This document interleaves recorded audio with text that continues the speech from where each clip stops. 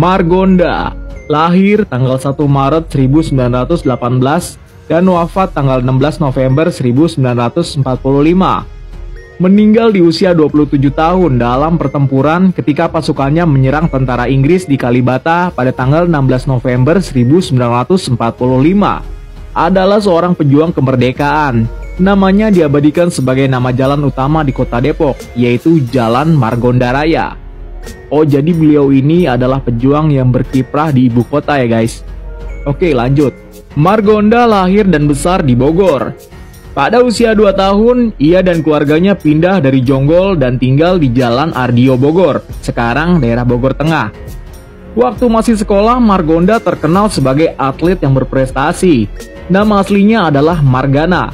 Dia menikah dengan Maimunah, keponakan MS Mintareja, yang pernah menjadi Menteri Sosial dalam Kabinet Presiden Soeharto, sekaligus Ketua Umum Partai Persatuan Pembangunan. Margonda adalah nama seorang pemuda yang belajar sebagai analis kimia dari Balai Penyelidikan Kimia Bogor. Lembaga ini dulunya bernama Analisten Kursus, sekarang SMK dan SMAK Bogor. Didirikan sejak permulaan Perang Dunia Pertama oleh Belanda. Memasuki paruh pertama tahun 1940-an, Margonda mengikuti pelatihan penerbangan cadangan di Lucevaart Afdeling atau Departemen Penerbangan Belanda. Namun tidak berlangsung lama karena tanggal 5 Maret 1942 Belanda menyerah kalah dan bumi Nusantara beralih kekuasaannya ke Jepang.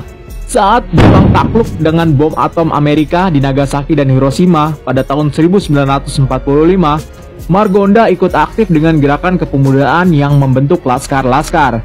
Margonda bersama tokoh-tokoh pemuda lokal di wilayah Bogor dan Depok mendirikan Angkatan Muda Republik Indonesia atau AMRI yang bermarkas di Jalan Merdeka, Bogor.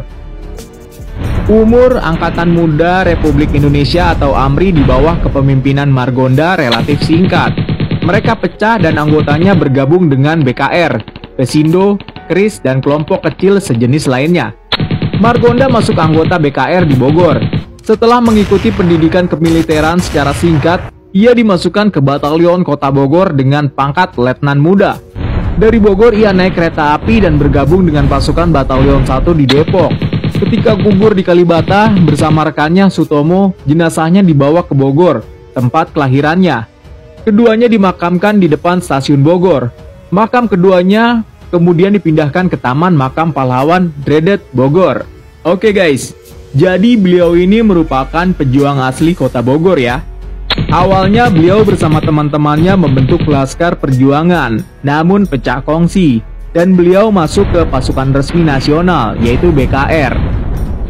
Seperti tadi di awal telah gue sampaikan bahwa Jalan Margonda Raya yang berlokasi di kota Depok menyimpan kisah tersendiri tentang perjuangan Letnan Muda Margonda, yaitu tentang peristiwa yang dikenal dengan nama Gedoran Depok.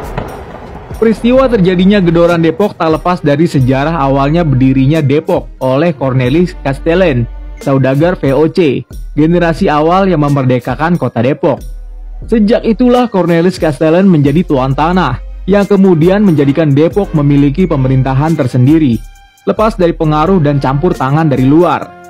Cornelis Castellan mewariskan seluruh tanahnya kepada 12 marga budaknya yang berasal dari berbagai suku Indonesia, dan memerdekakan mereka dalam wasiat yang dibuat sebelum meninggal.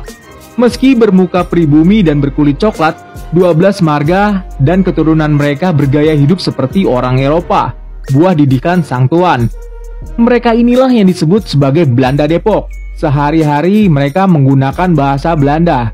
Oh gitu, jadi Belanda Depok awalnya dari sini ya guys.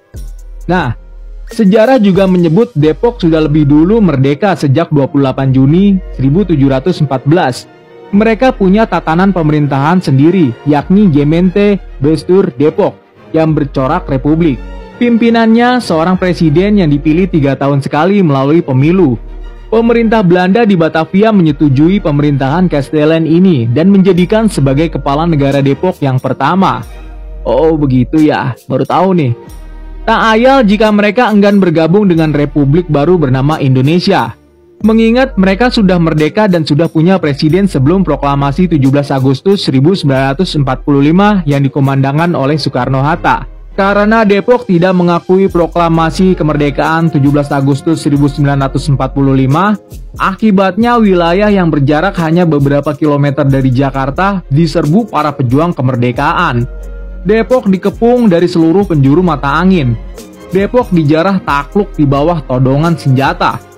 Orang Depok dipaksa mengibarkan bendera merah putih dan teriak merdeka.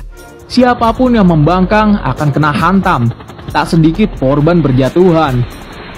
Huru-hara yang meletus pada tanggal 11 Oktober 1945 itu dikenal dengan peristiwa Gedoran Depok untuk merebut Depok dari penjajah oleh para pejuang kemerdekaan. Namun tak berlangsung lama, Nika kembali menguasai Depok. Pasukan Nika yang datang membonceng sekutu menyerbu Depok untuk membebaskan orang Depok dari tawanan TKR. Pejuang berhasil dipukul mundur. Tawanan wanita dan anak-anak Depok dibebaskan, dibawa ke kampung pengungsian di Kedung Halang, Bogor. Jadi sebenarnya pada zaman dulu itu warga Depok lebih condong ke Belanda apa ke pemerintah ya? Kembali lagi kalau rakyat mah ngikut aja lah ya. Setelah dikuasai tentara nasional, malah direbut lagi sama Nika. Terus aja begitu sampai botak sariawan juga nggak selesai-selesai. Coba warga Depok komen di bawah. Semenjak itu, kantor Gemeente Bestur yang tadinya dijadikan markas TKR berubah menjadi markas Nika. Memasuki bulan November, para pejuang yang tercerai-berai kembali menjalin koordinasi dan menyusun kekuatan. Mereka berencana merebut kembali Depok dari tangan Nika. Para pejuang bersepakat menyerbu Depok tanggal 16 November 1945. Sandi perangnya saat itu serangan kilat. Pada saat itulah Margonda berencana kembali merebut Depok bersama para pejuang lain. Di antara ratusan pejuang yang gugur hari itu, terdapat Margonda, pimpinan AMRI. Margonda gugur 16 November 1945 di Kalibata, Depok. Daerah bersungai di kawasan Pancoran Mas dan bermuara di Kali Ciliwung itu menjadi saksi gugurnya Margonda. Peristiwa Gedoran Depok ini sering disebut sebagai revolusi sosial di pinggiran Jakarta.